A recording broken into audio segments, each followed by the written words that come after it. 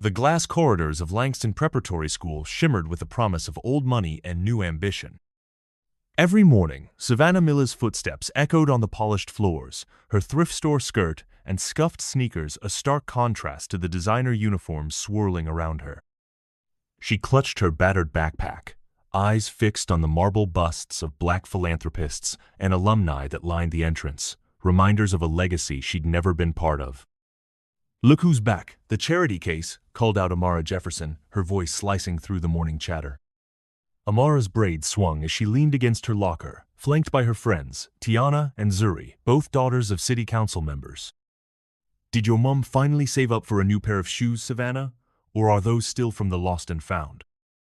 The laughter that followed was sharp, but Savannah's blue eyes narrowed not with fear, but with calculation. Each insult was a data point, each shove a variable in the equation she was quietly solving. They never noticed how she watched, how she listened, how she learned. Langston Prep was a fortress of privilege in the heart of Atlanta, its student body a tapestry of the city's black elite. Savannah, the only white student on a full scholarship, was an anomaly, the school's glossy brochures touted as diversity, but which, in practice, made her a target. Her first day had been a blur of whispered judgments and sidelong glances. She'd found solace in the science lab, where Dr. Okafor, the chemistry teacher, noticed her quick mind. "You have a gift, Savannah," he'd said after her first test. "Don't let anyone make you feel small." But the world outside the lab was less forgiving. At lunch, Savannah sat alone, her peanut butter sandwich untouched. She watched Amara and her friends glide through the cafeteria, their laughter effortless, their confidence unshakable.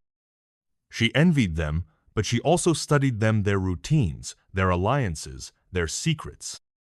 One afternoon, as Savannah hurried to her next class, Tiana stuck out a foot. Savannah stumbled, her books scattering across the floor. "Oops," Tiana said, not bothering to hide her smirk. "Careful, Miller. Wouldn't want you to trip over your own poverty." Savannah knelt to gather her things, her cheeks burning, but she said nothing. She never did, not yet.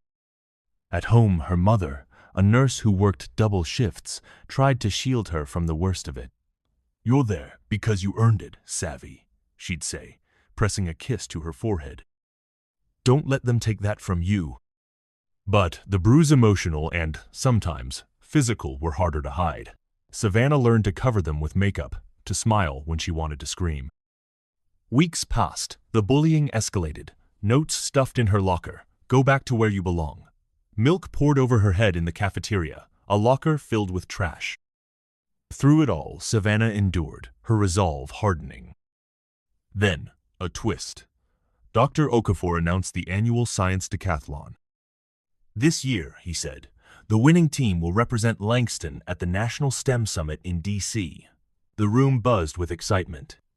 Amara's hand shot up. "I assume the teams will be chosen by merit?"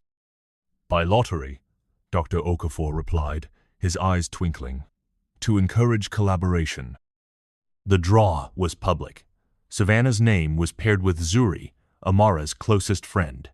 Amara, to her horror, was paired with Malik, a quiet transfer student from Detroit. The weeks that followed were a study in tension. Zuri, forced to work with Savannah, oscillated between open hostility and grudging respect. Savannah, for her part, saw an opportunity. She shared her ideas, her research, her vision for a project on sustainable water purification, a topic close to her heart, given the failing pipes in her own neighborhood. Zuri was skeptical at first, but Savannah's passion was infectious. Slowly, a partnership formed. They worked late in the lab, their differences melting away in the glow of Bunsen burners and the thrill of discovery. But Amara was watching. She saw her friend slipping away and saw Savannah's confidence growing. She decided to act. The night before the decathlon, Savannah's project notes disappeared. Her laptop, left charging in the library, was wiped clean. Panicked, she called Zuri. "It's gone, everything. The data, the models, the presentation." Zuri was silent for a long moment. "I have backups," she said finally. "I made copies, just in case." Savannah exhaled, relief flooding her. "Why?" Zuri hesitated. "Because I know what it's like to be underestimated. And because you're the smartest person I've ever worked with. The day of the decathlon arrived. The auditorium was packed: students, teachers, parents, even local reporters. The teams presented one by one. When it was Savannah and Zuri's turn, Amara leaned forward, a satisfied smile on her lips. But as Savannah spoke, her voice steady and clear, the audience leaned in. She explained the science, the real-world impact, the potential to change lives. Zuri handled the technical questions with poise.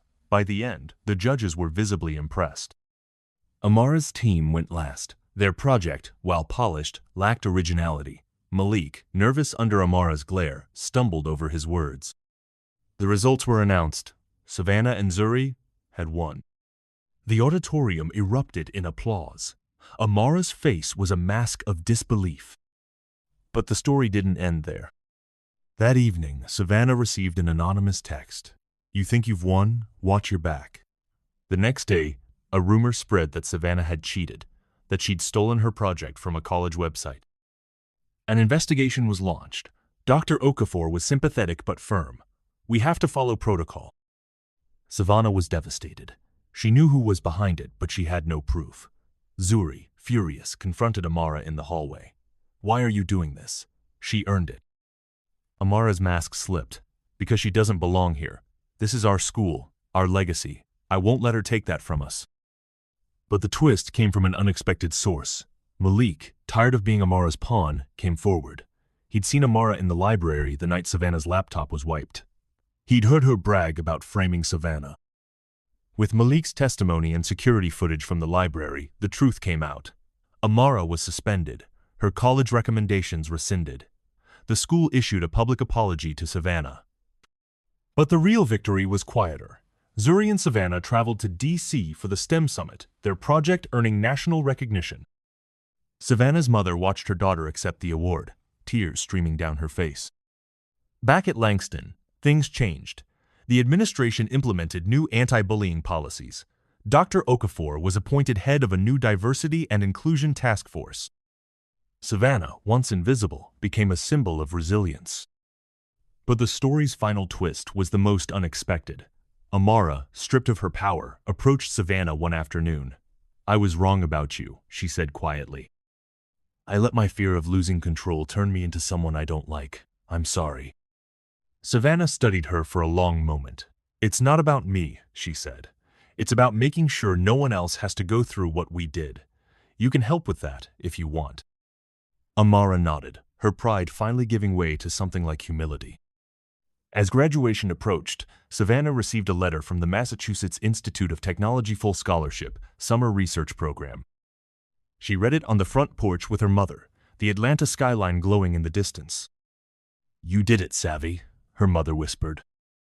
"No," Savannah replied, her eyes shining. "We did." And as she walked the halls of Langston one last time, Savannah knew she'd changed more than just her own story. She'd rewritten the rules for everyone who would come after.